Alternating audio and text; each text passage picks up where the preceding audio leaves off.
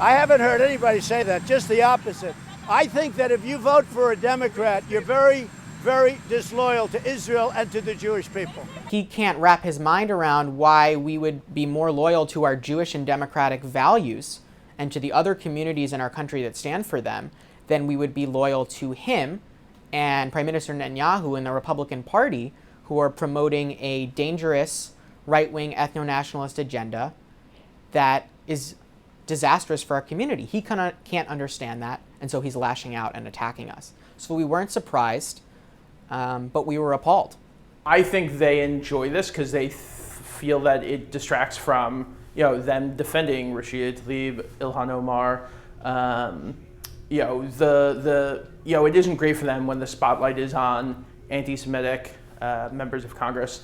So they'd like to make it about the president. They'd like to try to tell people that the president is this awful person. But the truth is, the president stands up for American Jews. He stands up for Jews around the world.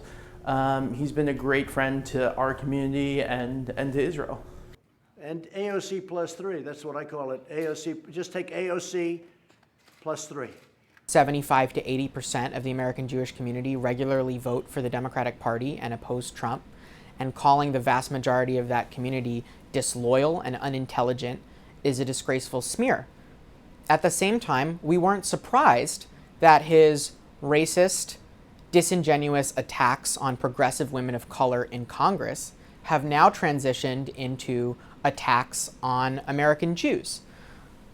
But when you look at the decision, Trump has handed Netanyahu many, many political gifts over the past 2 years. Should there be any change in U.S. aid to Israel? No, and you should see the horrible things that Tlaib has said about Israel. So I think it's important that the president keeps this in the spotlight, talking about the Democratic Party's unwillingness to deal with anti-Semitism on the left. The fact is, somebody had to take China on. My life would be a lot easier if I didn't take China on.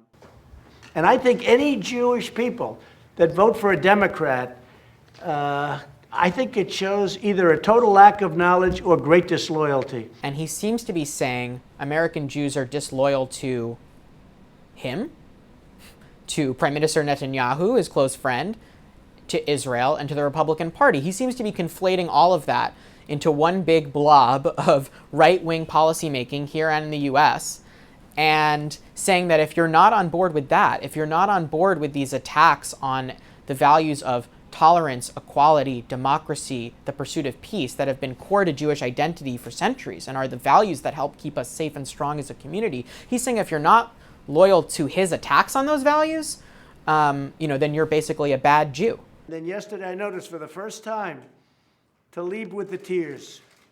All of a sudden, she starts with tears. And I don't buy it. I don't think it's working. There is no evidence whatsoever that American Jews are going to be more inclined to vote for Donald Trump and the Republican Party because of these attacks. 70% of American Jews voted for Hillary Clinton, not Donald Trump, in 2016. In 2018, at the exit polls from the midterms, we saw 79% of American Jews voting for Democrats. The numbers are not moving towards Trump, they're moving away from Trump. Most American Jews are Democrats who don't like Republicans, but they really, really don't like Donald Trump and his school of the Republican Party. I think both sides could do a lot to tamp down the rhetoric. Do you think the president can tamp it down? Or should? That's up to the president. That's his call. We certainly, we just, as at the RJC, we do the best we can to try to call out, dangerous, harmful rhetoric, and we just do the best that we can.